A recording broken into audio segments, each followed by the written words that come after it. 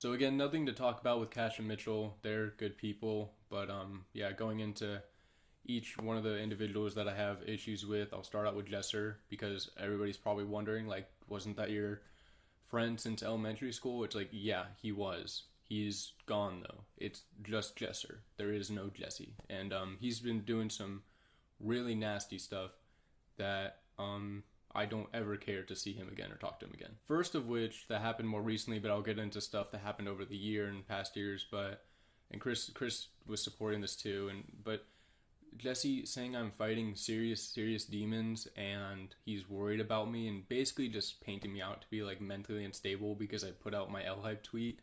Like I can't I can't describe how I feel about the manipulation and like the disgust for what he's doing.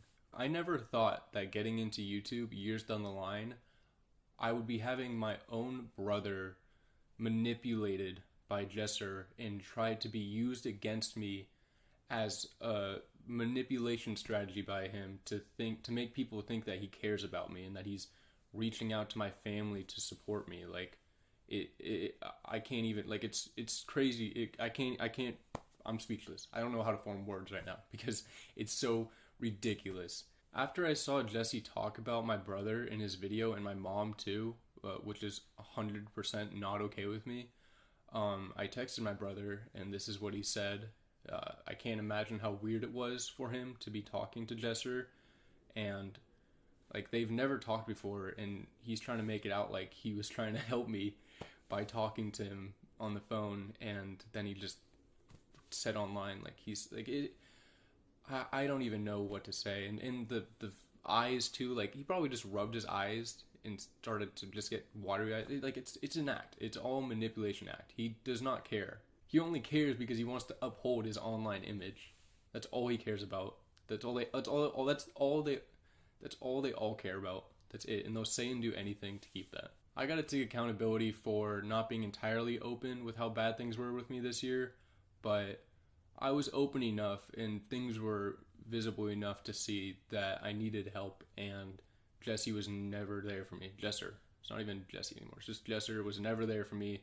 And when I talked to him in person and he said I hugged him and tried to use it against me, whatever, like he hugged me. I wish I said just like I don't get away, like whatever, but yeah, he asked me what my goal was with the L-Hype tweet and if I wanted a bag. Like he wasn't going there to check on me or really talk to me. He was trying. He made me feel bad. He tried to make me feel bad about the hate he was getting. Like it's it's ridiculous. Like and the fact that he tries using the rent that he helped me out with and that he helped me out with my channel in the first place, and he uses that against me to like keep me under his thumb. It's terrible. It's not friendship. That's not a friend. Because of all the stuff that's been happening, I wish I never took his help. And I almost wish I didn't go move into the YouTube house in Yorba Linda. I wish I just went to college sometimes and didn't get like this deeply involved in any of this because how bad it's turned out. Like I've literally just been a pawn, I feel like, to his grind to 10 million subscribers. Like he helped me out with that stuff, but it's all because he just needs people around him to make videos. And supporting that feeling that I have of being just used. When we made the VR channels, he took 51% of my VR channel. Like all those channels were just started up for money because the VR channels were the fastest growing at the time. He took 51% of my channel and then bragged about it. Like I heard that, and he'll deny that or whatever, but that shit stuck in my brain, and I could never believe how this dude can say that about his elementary school friend that he owns like his channel, and like that's something to brag about. Like it's like nothing I want to be around. And another story too, just how like selfish this dude is, and actually all the guys, this applies to all of them, but we were in a Discord call when it was time for Moochie to join 2-Hype.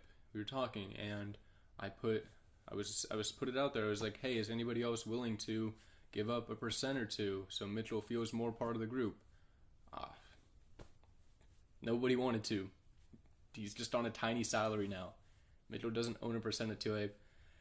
Jesser was not willing to give up 1% for our elementary school friend, one of the dudes that adds the most to the group, pure good person, funny entertainment.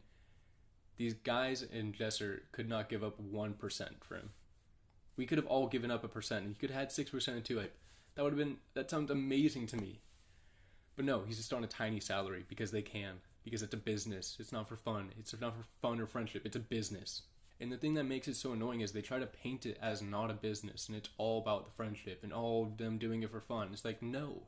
Stop being so, stop trying to keep the greediness and selfishness in the dark. Like, that's what's aggravating for the people that have been abused by it. Like, own up to the shit. Like, stop lying. It's so bad. Like the sidemen are a great example. Like, they're a wannabe sidemen, but they're terrible people. Like, what else would you expect from a wannabe sidemen group from LA? Like, it's bound to be fake as hell, just greedy, selfish, self-gain, like, all of that. So sidemen are amazing because they're genuine. They do stuff fair. They don't abuse people on the business side.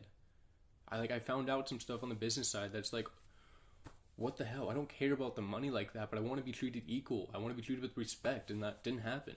Like, they're not humans. They're not real people anymore. They have ascended past humans and normal people, and they're YouTube gods. They are YouTube gods now, and they just make decisions. Like, I heard that Jesser and Chris were talking to TD about kicking me out of the old house in Yorba Linda because I was like hanging out with my ex-girlfriend, or I was just not uploading enough. I never knew that. Just like Los and TD didn't know they were kicked, and Mao too, they didn't know they were kicked until it was already a decision. They don't feel the need to like have normal conversations. They just make terrible decisions on their own.